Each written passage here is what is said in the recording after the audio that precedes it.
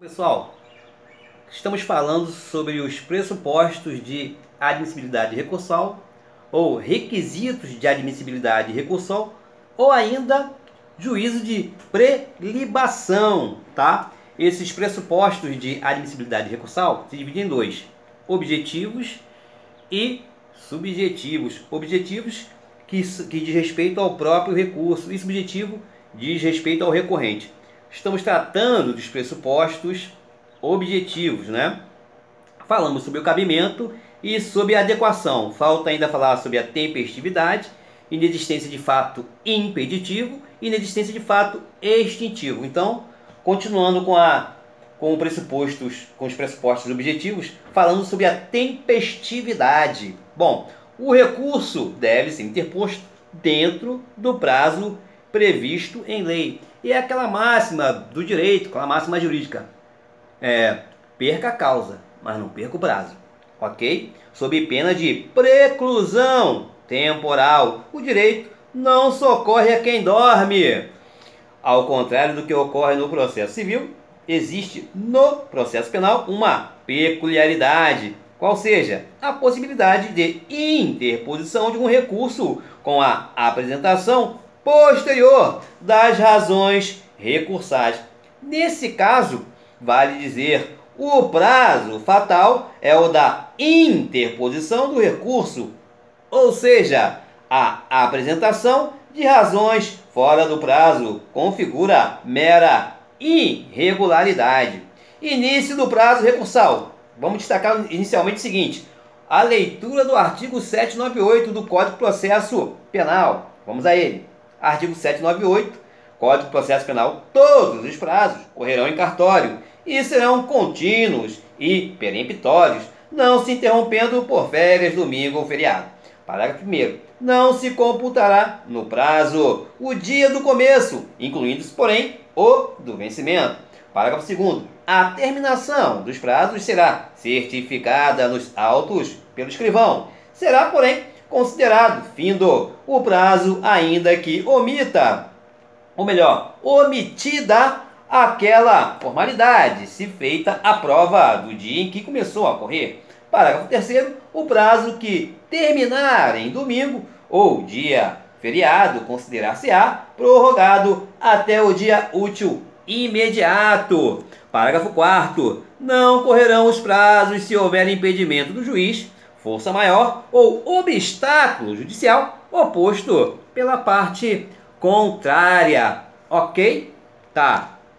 Parágrafo 5º do artigo 798. Salvo casos expressos, os prazos correrão primeiro da intimação, segundo da audiência ou sessão em que for proferida a decisão, se a ela estiver presente a parte. Terceiro, do dia em que a parte manifestar nos autos ciência inequívoca da sentença ou despacho. A partir de que momento começa a fluir o prazo para interpor determinado recurso? Bom, olha só. Uma coisa é o prazo, tá? Outra coisa é o início da contagem do prazo. Nesse contexto, temos que o início do prazo recursal ocorre a partir do momento da intimação. Exemplo: se o advogado foi intimado na sexta-feira e o prazo é de 5 dias, este prazo, no caso, começa a correr a partir da segunda-feira, que é o primeiro dia útil subsequente. O prazo termina assim na próxima sexta-feira. Sobre o assunto, inclusive, dispõe a súmula 310 do STF, abre aspas, quando a intimação tiver lugar na sexta-feira ou a publicação com efeito de intimação for feita nesse dia, sexta-feira, o prazo judicial terá início na segunda-feira imediata, salvo se não houver expediente, caso em que começará no primeiro dia útil que se seguir. Sobre a intimação, importante destacar o seguinte: intimação do acusado, sempre pessoal. Intimação do Ministério Público, dos defensores públicos e dos defensores dativos, sempre pessoal. Cumpre ressaltar que para o Supremo, o STF, a entrega dos autos em setor administrativo do Ministério Público configura intimação direta e pessoal. intimação do defensor constituído, do advogado, do querelante e do advogado do assistente da acusação. Publicação, da qual deve constar o nome do acusado. Frise-se que, para o STJ, Superior Tribunal de Justiça, a publicação em nome de advogado morto deve ser considerada ineficaz, segundo o entendimento do STJ. Tá? Ressalta-se, entretanto, que, segundo o Supremo Tribunal Federal, STF, mesmo no caso de publicação em nome de advogado falecido, não haverá nulidade se o acusado também for patrocinado por outro advogado. Vamos ler agora a súmula 710 do STF. No processo penal, contam-se os prazos da data da intimação e não da juntada aos autos do mandado ou da carta precatória ou de ordem, não importa. No processo penal, a data em que a carta precatória foi juntada, mas sim a data em que ocorreu a intimação, tá? Intimação por publicação nos finais de semana. O termo ACO para a contagem do prazo é o primeiro dia útil subsequente. Assim, por exemplo, se o advogado é intimado por publicação no sábado, considera-se que a intimação ocorreu na segunda-feira. Ok? Razão pela qual o prazo começa a correr na terça-feira. Decisão proferidas em audiência. Caso as partes estejam presentes, o prazo recursal começa a fluir a partir daquele momento da audiência. Segundo o entendimento do STF, o marco inicial para a contagem do prazo recursal da interposição de apelação pelo MP, Ministério Público, é a data da entrega dos autos na correspondente procuradoria, e não mais a data de aposição da ciência pelo membro do Ministério Público, promotor de justiça, que é o seu representante. Tal evolução jurisprudencial, contudo, segundo o STJ, Superior Tribunal de Justiça, deve alcançar somente os casos futuros e não aqueles consolidados na constância da orientação anterior perante os tribunais superiores. Atenção! Cumpre destacar que, havendo republicação da decisão, mesmo que desnecessária ou feita por equívoco, reabre-se o prazo recursal, ou seja, o prazo para interposição do recurso começa a fluir da última decisão republicada. Isso é uma visão do STJ. A segunda observação que a gente tem que atentar: quanto às decisões proferidas pela Justiça Militar, frisa-se que elas podem ser lidas na própria sessão de julgamento ou em até 8 dias. Sendo assim, o prazo recursal só começa a fluir a partir da leitura da decisão. Prazo recursal para a defesa. Bom, lembre-se que no processo penal, em regra, o que está em jogo é a liberdade de locomoção do acusado, direito de ir e vir, direito constitucional. Por esse motivo, tanto o acusado quanto o seu defensor são dotados de legitimidade autônoma e distinta para interpor recurso. Isso significa dizer que o próprio acusado pode interpor recurso sozinho. Tal circunstância justifica o fato de que ambos devem ser intimados acerca de eventual sentença condenatória ou absolutória imprópria. Observe-se que a intimação dupla só se faz necessária nestes dois casos: sentença condenatória ou absolutória imprópria. Ponto final. Frise que pouco importa a ordem de intimação, o importante é que o acusado e o defensor sejam intimados. Além disso, a necessidade de intimação do acusado só é válida quando se trata de decisão proferida no primeiro grau de jurisdição, uma vez que o acusado só pode recorrer pessoalmente contra a decisão proferida no primeiro grau de jurisdição, segundo o STJ. Prazo em dobro. Quem tem e quem não tem prazo em dobro para recorrer no processo penal? Defensor público tem prazo em dobro. Ressalta-se que, no âmbito dos juizados especiais federais, há quem entenda que, por força do artigo 9º da Lei 10.259/2001, a DPU, Defensoria Pública da União, não teria prazo em dobro. Essa norma é questionável. A DPU, Defensoria Pública da União não é pessoa jurídica de direito público, mas um órgão inserido na estrutura do Ministério da Justiça. Além disso, a prerrogativa do prazo em dobro vem prevista por lei complementar, que não poderia ser restringida por lei ordinária. De todo modo, certo é que, na prática, a DPU, Defensoria Pública da União, não tem prazo em dobro nos juizados especiais federais. Defensor dativo não tem prazo em dobro, mas tem direito à intimação pessoal. Ministério Público não tem prazo em dobro. No processo civil, tem. Ok? Interposição de recurso por fax. Pô, nem se usa mais fax, mas é plenamente possível a interposição de recurso por fax, segundo o STF. Lembre-se que, contudo, existe o prazo de 5 dias para a juntada dos originais, período este contado da data do término do prazo assinalado para a prática do ato, ou seja, por mais que a parte tenha imposto o recurso via fax antes do fim do prazo, a partir deste é que se dará a contagem para a juntada dos originais. Observação: assim como no caso do fax, é plenamente possível a interposição de recurso por meio eletrônico. Inexistência de fato impeditivo. Estamos ainda na tratativa dos pressupostos objetivos, que diz respeito ao próprio recurso em si. Depois nós vamos tratar dos pressupostos subjetivos, que trata do recorrente, daquele que recorre, daquele que interpõe recurso, ok? Então, pressupostos objetivos, vamos falar agora da inexistência de fato impeditivo.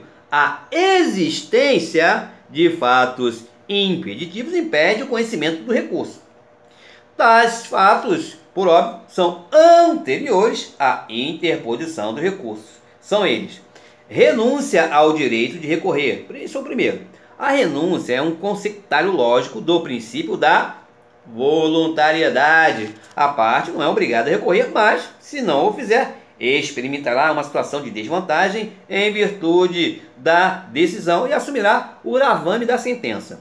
Ora, se o recurso é voluntário, facultativo, se não obrigado, é plenamente possível que a parte renuncie a esse direito, direito subjetivo de recorrer, vou recorrer ou não. O que deve ocorrer antes da interposição do recurso. Claro, se você renuncia a esse direito, tem que ser antes do recurso, óbvio, Bom, quem pode e quem não pode renunciar? Já até falamos sobre isso, mas vamos reiterar.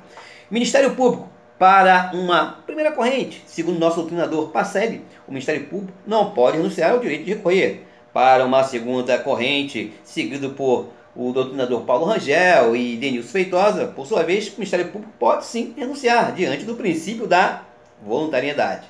Já o nosso doutor, cientista jurídico Renato Brasileiro, concorda com esta última posição. Ora, se o Ministério Público não é obrigado a recorrer, por que não poderia renunciar ao direito de recorrer? Contraditório, realmente. Bom, o acusado é livre para renunciar ao direito subjetivo, o direito de recorrer. Ele não é obrigado. Bom, sobre o assunto, vale dizer o que dispõe a súmula 705 do STF. Vamos ler agora. A renúncia do réu ao direito de apelação, manifestada sem a assistência do defensor, não impede o conhecimento da apelação por este interposta por este defensor interposto. Deste enunciado, podemos extrair 3 conhecimentos, 3 ensinamentos. Primeiro, o acusado pode renunciar ao direito de recorrer. Segundo, o defensor sozinho pode recorrer. E terceiro, mesmo que o acusado tenha renunciado, eventual recurso interposto pelo defensor pode ser conhecido. Legitimidade autônoma do defensor em relação ao seu cliente, ao acusado. Mesmo que o acusado tenha renunciado, eventual recurso interposto pelo defensor pode ser reconhecido, ou melhor, conhecido. O defensor é livre para renunciar ao direito de recorrer, mas, nesse caso, o acusado deve ser intimado para que possa constituir novo advogado. Sobre o assunto, está bem claro na súmula 708 do STF. Vamos ler. É nulo o julgamento da apelação se, após a manifestação dos autos da renúncia do único defensor, o réu não foi previamente intimado para constituir outro defensor. Número 2, preclusão. Estamos falando da tratativa da inexistência de fato impeditivo. Número 2, preclusão. A preclusão nada mais é do que um fato impeditivo destinado a garantir o avanço progressivo do processo. Existem 3 espécies de preclusão. Vamos falar. Existe a preclusão temporal, existe a preclusão lógica e existe a preclusão consumativa. Vamos falar de cada uma. Preclusão temporal. Em termos de recurso, refere-se à intempestividade. Exemplo, uma vez esgotado o prazo, eventual recurso interposto será intempestivo, tá? Devido à preclusão temporal, né? Preclusão lógica decorre da impossibilidade da prática de um ato processual diante da prática anterior de outro ato processual incompatível. Exemplo, se a parte renunciou ao direito de recorrer, ela não pode interpor recurso depois. Preclusão consumativa ocorre quando determinada faculdade já foi exercida. Exemplo, o Ministério Público recorre apenas contra a parte da decisão. A outra parte fica preclusa, tá? E não existe mais o recolhimento à prisão para recorrer, tá? O recolhimento à prisão para recorrer vigorou durante anos, como pressuposto de admissibilidade de recursal quando o acusado fosse reincidente ou quando tivesse maus antecedentes, previsto no revogado artigo 594 do Código de Processo Penal, que era plenamente acolhido pela jurisprudência. Nesse sentido, inclusive, era a súmula 09 do STJ, abre aspas, a exigência da prisão provisória para apelar não ofende a garantia constitucional da presunção de inocência.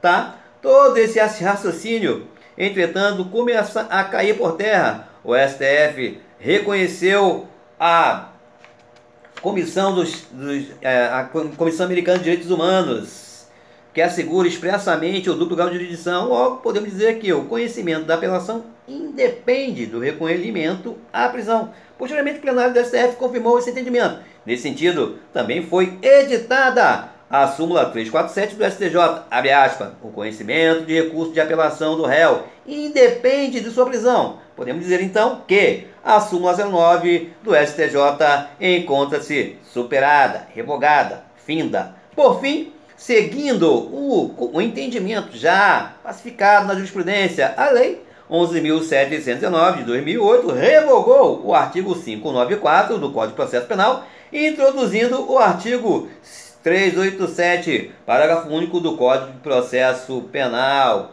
Importante. Parágrafo 1º. O juiz decidirá fundamentalmente sobre a manutenção ou, se for o caso, a imposição de prisão preventiva ou de outra medida cautelar, sem prejuízo do conhecimento de apelação que vier a ser interposta. Foi incluído pela Lei 12.736 de 2012. O dispositivo acima, artigo 387, parágrafo único, em seu parágrafo 1º, segundo a melhor doutrina, né, melhor entendimento, também se aplica à legislação especial.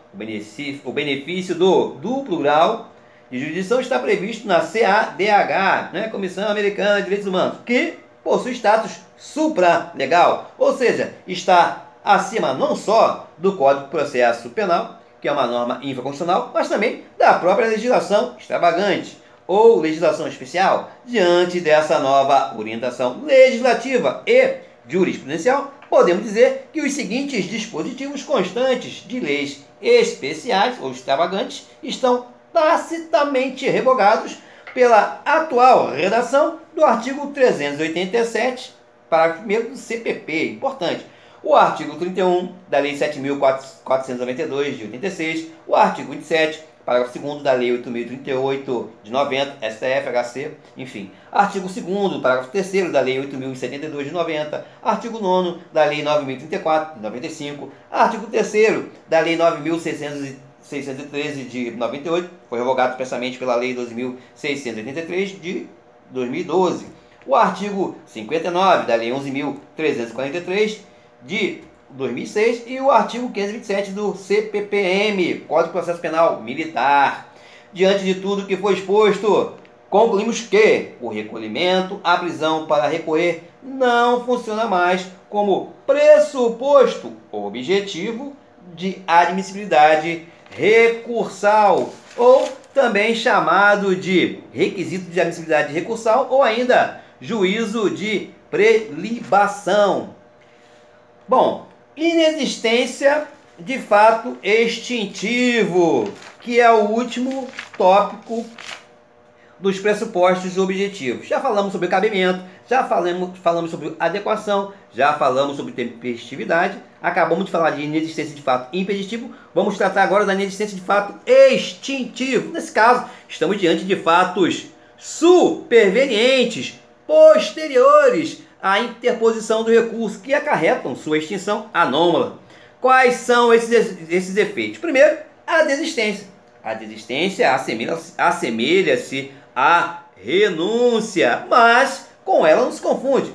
Ao contrário da renúncia, a desistência se dá antes da interposição. A desistência ocorre após a interposição do recurso. Repetindo, que ficou um pouco confuso aqui. A desistência assemelha-se à renúncia, mas com ela não se confunde. Ok. Ao contrário da renúncia, que se dá antes da interposição, a renúncia se dá antes da interposição, a desistência ocorre após a interposição do recurso. Frise-se que, inicialmente, o Ministério Público não pode desistir de recurso que haja interposto, nos termos do artigo 576 do Código de Processo Penal. Lembrando que, quanto à renúncia, há controvérsias, ok? Outro tema importante que provoca muita controvérsia na doutrina é a questão sobre a interposição de recursos por um promotor e obrigatoriedade de apresentação de razões por outro promotor que não concorda com a impugnação.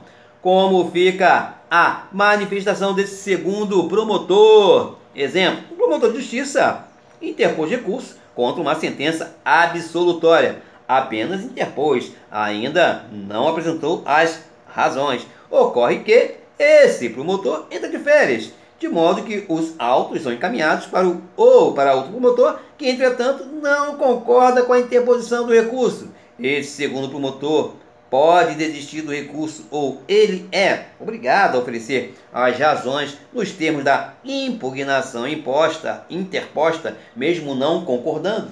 Aqui nós vamos tratar sobre duas correntes, de pensamento. Primeira corrente, deve prevalecer o princípio da obrigatoriedade, ou seja, o segundo promotor, que é o titular agora, já que o outro entrou de férias, é obrigado a apresentar razões nos termos do recurso interposto pelo primeiro, ainda que não concorde.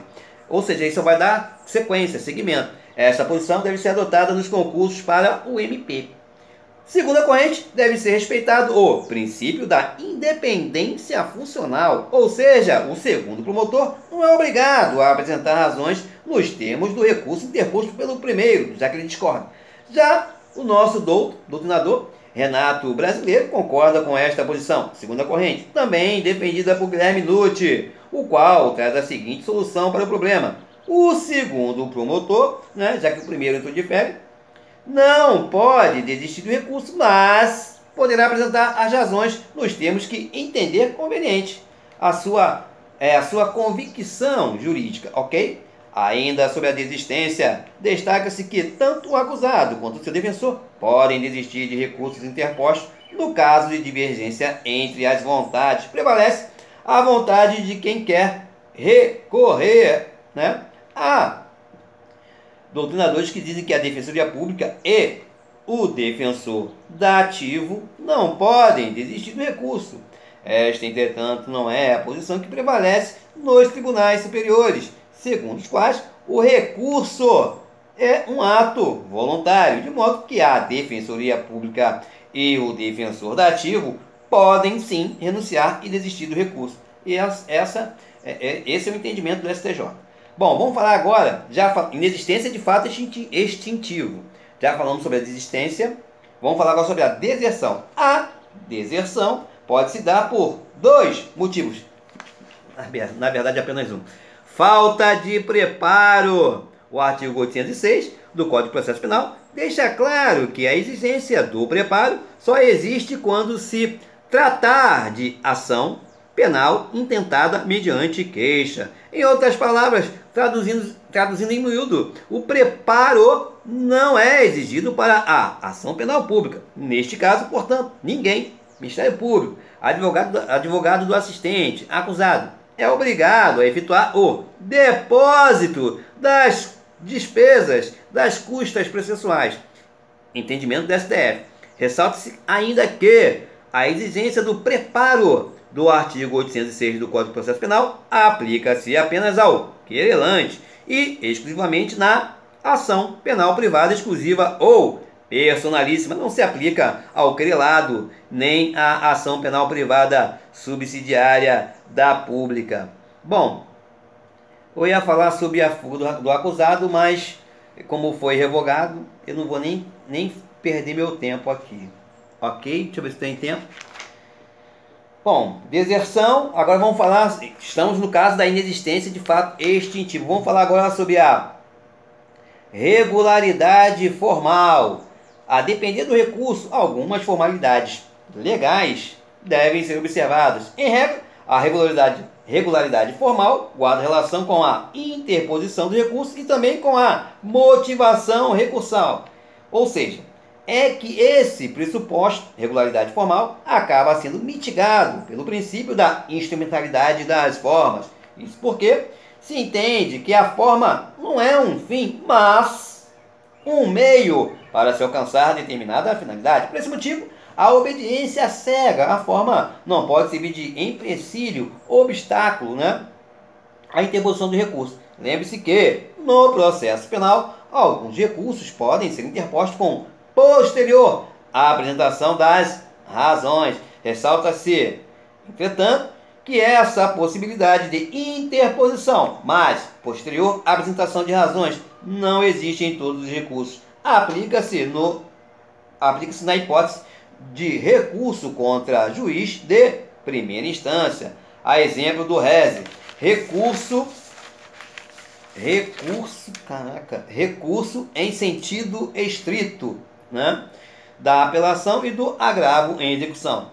Exceção, juizados especiais. Vai lembrar, o recurso deve ser interposto juntamente com as razões. Isso nos juizados especiais. Bom, sobre o assunto, vamos ler agora o artigo 578 do Código de Processo Penal. O recurso será interposto por petição ou por termos nos autos assinados pelo recorrente ou por seu representante legal. Parágrafo 1º. Não sabendo ou não podendo o réu assinar o nome, o termo será assinado por alguém a seu rogo, ou seja, a seu pedido, na presença de duas testemunhas. Parágrafo 2º. A petição de interposição de recurso com o despacho do juiz será até o dia seguinte ao último dia do prazo, se entregue ao escrivão, que certificará no termo da juntada a data da entrega. Parágrafo 3º. Interposto por termo o recurso, o escrivão, sob pena de suspensão por 10 a 30 dias, fará conclusos os autos ao juiz até o dia seguinte ao último do prazo. Observe-se, inicialmente, que em se tratando de recurso contra a decisão proferida por juiz de primeira instância, é possível a interposição de recurso por termo nos autos. Devemos entender por termo qualquer manifestação da parte demonstrando seu interesse em recorrer. Exemplo, a certidão do oficial de justiça. Por outro lado, em se tratando de recurso interposto perante os tribunais superiores, os tribunais, melhor dizendo, entende-se que o recurso só pode ser interposto por petição, que já deve vir acompanhada das razões recursais. Aplica-se nesse contexto a súmula 284 do STF. Abre aspas. É inadmissível o recurso extraordinário quando a deficiência na sua fundamentação não permitir a exata compreensão da controvérsia. O STJ, inclusive, já anulou um julgamento porque a apelação foi interposta por termo e as razões não foram juntadas. Ok? Regularidade formal na interposição de recurso contra a decisão de juiz de primeira instância. O recurso pode ser interposto por petição ou por termo nos autos. Perante o tribunal, o recurso só pode ser interposto por petição. Bom, contra a decisão do juiz de primeira instância, alguns recursos admitem a posterior apresentação de razões. O res, que é o recurso, caraca, eu sempre esqueço, recurso em sentido estrito, né? Apelação, agravo em execução, exceção, juizados especiais. Neste caso, o recurso deve ser interposto juntamente com as razões. Bom, perante o tribunal, o recurso deve ser interposto juntamente com as razões recursais. Finalizando aí, vamos falar no próximo vídeo sobre pressupostos subjetivos, que diz respeito ao recorrente.